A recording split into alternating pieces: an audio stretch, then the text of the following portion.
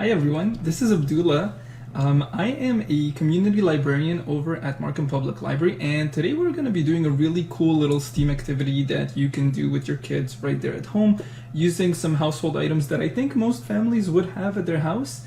So let's get right into it. So for today's video, what we're going to need are the following. You're going to need some acetic acid, also known as white vinegar. Okay, you probably don't need as much as I have here with me, but again, acetic acid is something that you will need. Again, vinegar. You will need an egg, and you will need a jar. Just one thing to keep in mind is that if you are using a jar, you could actually use a cup as well if you prefer, but just make sure that the opening, so this right here, is nice and big, okay? Much bigger than the egg. And I'm gonna explain that in just a moment, exactly why I say that you're gonna need a relatively big opening. Probably not this big, but again, considerably bigger than the actual egg itself. All right, so those are all of the items that you need, and if you have them, we can actually go right ahead and get started. Okay, so the instructions are really simple, and I'm going to explain what exactly it is that we're making in just a minute. The key component of this experiment though is patience. You're going to have to be patient because the reaction is going to take a little bit of time. Again, I'll explain in just a moment. Okay, so we're going to go right ahead, open up the lid of the jar, and if you're following me at home, you can just go right ahead and do this with me as well. I like using a nice clear jar so that you can actually see what's going on. I had multiple jars at home. I tried removing the labels. I was successful with some of them, but this one I was unsuccessful with. So I decided, you know what, it's okay. So let's go right ahead, take this egg, place it gently inside of the jar. Okay, tip the jar over if you have to, the way that I'm doing it, because our jar is pretty big, just to make sure that it doesn't crack, right? Then we're gonna go right ahead, tip the jar over, grab your vinegar, okay? Again, if you're doing this with your kids, just make sure you watch them so that they don't spill anything, okay? And you wanna make sure that when you're filling in the acetic acid, or again the vinegar, that it covers the egg and then some, okay? So that the egg is actually fully submerged, and you should actually see a reaction happening right away. So let's go right ahead and do that, okay? There we go.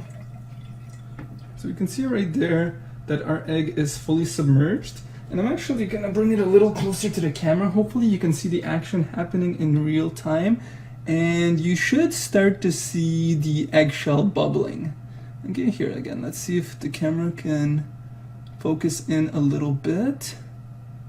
There we go. Again, I'm not sure how well you can see it over here, but hopefully, again, if you're following with me at home, you should see a reaction right away. And what's actually happening here is that we have a classic acid-base reaction that's happening.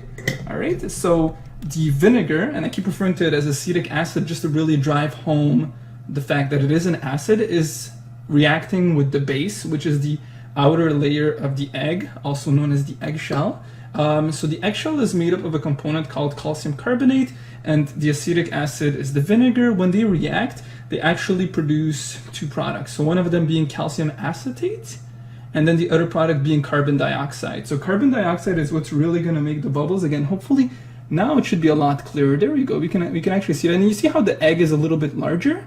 That's because it's actually reacting with the vinegar and soaking it in. So that's why I said you want to make sure that the opening of the jar or the cup is a little bit bigger, because if it's too tight, the egg can actually get stuck. And you don't want that to happen, right? You really want to see what's happening. So again, this is an experiment that primarily relies on you being patient, because generally speaking, the longer you wait, the easier it's going to be to remove the layer of the eggshell and see your final product. Okay, so for those of you who are really into science, carbon dioxide is actually what's used to make our soda or our pop nice and fizzy, right? So that's what gives us that nice little texture that a lot of us enjoy when it comes to drinking soda. All right, so that's kind of it in terms of what you actually need to do.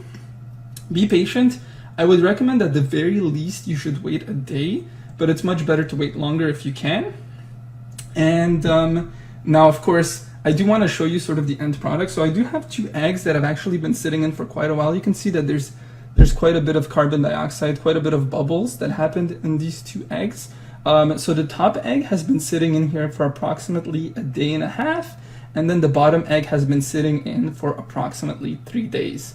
Okay, so I'm actually going to remove them and I'm going to start peeling them. So if you are going to be peeling them, I just want to give you a heads up that it is a lot easier if you use a little bit of water, but I don't have the luxury here because I don't want to make a huge mess all over my desk. So I'm actually going to go and use this little plate and I'm going to start peeling the eggs or removing the outer layer. Okay, so let's go right ahead and do that. And you probably also want to make sure that you have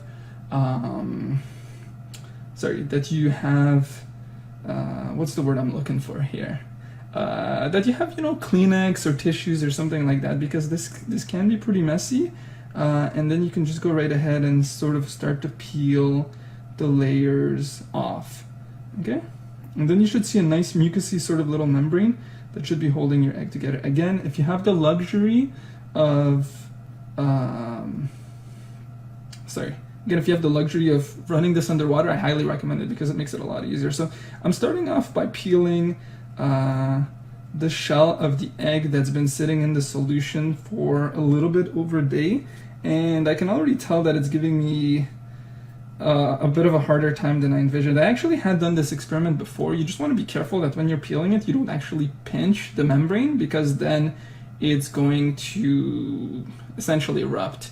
It's gonna splatter all over. The egg might pop. It's not pretty, right? Because you want to see your beautiful little creation at the end. So that's what I'm doing here. So as you can see, we can sort of start to see this little mucousy membrane. So again, I'm just gonna peel it a little bit more. And this one I don't think I'm gonna go all the way through because it's kind of hard to peel, right? So I think this one I probably should have let it soak a little bit longer. So take my word for it. Really let it soak in. I think this egg is gonna pop. Yeah, so I left it in for a day and a half. Clearly it wasn't long enough. Yeah, it's ruined. It's ruined. It's okay. Our other egg has been there for 3 days, so that egg should definitely be ready. So let me actually go right ahead and clean my hands. Luckily I do have some tissue paper available at hand, so let's take care of that. Okay, and let's take out our egg that really matters. There we go. So this the first egg, when I was peeling it, I wanted to show you sort of the different stages of the egg, but that's okay. Yeah, this one feels nice and soft. Again, if you have some water, highly recommend it, because it's a bit of a mess to remove it, but this one is so nice and soft. Here, I don't know if you can see, but it feels very, very soft. Not at all like how you would expect an egg to be if you just removed it from the fridge, right? Because then they're nice and hard. So let's actually go right ahead and remove that. Calcium carbonate. I'm really tempted to just run to the washroom and soak some water on this, because it would make my life so much easier. But I really want to show sort of the process. There we go. Yeah, this one is nice. This one is nice. Still taking a little bit of time to actually peel off the layers. Again, the first one had been sitting in the vinegar solution, I guess you can call it. It was literally just vinegar for a day and a half, and then the other one was actually sitting in for a solid 3 days now, right? So it's peeling off a lot easier here. So again, this is just some of the progress that we've made. Again, I'm just gonna tilt it over just to show you that it's not falling over, right? Again, let's actually remove a good little chunk of the layer here to really show you how cool this is, because your egg will be nice and translucent, and I think it looks really, really cool. Again, if you have the luxury of being in a washroom or in a kitchen, please use the water and then just gently scrub it, right? So this is essentially what I'm doing, right? I'm sort of gently scrubbing it. Be careful with your nails, because if you're using your nails, it might pinch the membrane and it's gonna pop the egg, right? So another question that you might have is, can I eat this? Technically, yes, it is edible, but the vinegar has been soaked inside of the egg, so it's probably not gonna taste really good. Please don't eat it, okay? Again, the technical answer is yes. It's not gonna kill you or anything, but it's not gonna taste good. Okay, so there we go here. So again, I've removed considerably more of a layer, and there we go. Look at that, right? Now, for you kids at home, what I would say is you should try experimenting maybe with a couple of different eggs. See what the difference is between an egg sitting in solution for just 1 day, an egg sitting in solution for maybe 2 days, an egg sitting in solution for 3 days, because it is going to make a difference. And I'm noticing the difference right away. So this one again is peeling a lot easier, but if I had some water, it would definitely speed up the process a lot more. Okay? So again, just gonna peel a little bit more of it. I don't think I'm gonna go all the way through, but I do have a couple of recommendations for making this process a little bit more fun. So look at that, right? Again, if you remove all of the layers, it's gonna be a nice translucent little egg, and it's gonna feel nice and rubbery. It does feel actually pretty rubbery in my hand. So here I'm squeezing it a little bit. I don't know how well you can see that, right? So very, very cool. And again, unfortunately, our first egg, which had been soaking in solution for a day and a half, it cracked because it wasn't soaked enough in the solution. The reaction didn't go as far as we would have liked it to. So again, please keep it in for a couple of days. Try a couple of different things with it. You know, try squeezing it a little bit. You can even drop it actually on top of the table from, I would say maybe 2-3 inches or so. You know, just a little bit of height. See it actually bounce back. See what else that the egg can actually take. So really hope you learned something cool in this video. You can make yourself some really awesome looking translucent eggs. And if you enjoyed this video, if you have any questions or you'd like to suggest some new project ideas for us, please be sure to comment down below. We'll be sure to read them over. Please also help people benefit from these videos by sharing them on our on your social media. Next week and the following weeks, we're going to be doing a lot more STEAM activities, so be sure to check those out. And also make sure that you don't forget to check out your digital library by visiting our website at www.markhampubliclibrary.ca. Again, we have a lot of amazing content there for you right now, especially digital content. And yeah, so again, if you like this project and if you actually decide to make one of these cool translucent eggs as well, be sure to share your creations with us. Tag us at Markham Library or use the hashtag MPL from home, and we'll happily share it with other people. So again, thank you so much for watching, and I hope you really enjoyed this.